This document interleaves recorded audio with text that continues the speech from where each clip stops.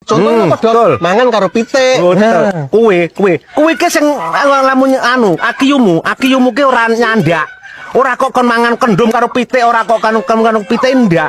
Kon mangan lawuh iwak, pitik sing bergizi ngono lho kuwi. Dokter kok bantah. Lah aku kira bantah lho kuwi. Awakmu kuwi sing tak anu kowe iki.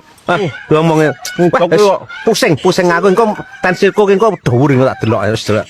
Dokter kok bantah nyambut bantah. Ya Allah, beh. Le to lewat Jan.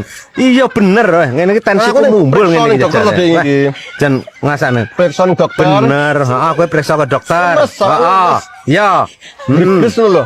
Jadi dokter periksa plek-plek obat. Heeh.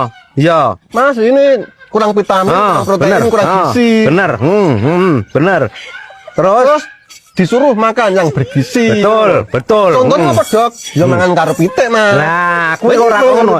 Ora kok sing ngono kuwi sing dimaksud dokter ki.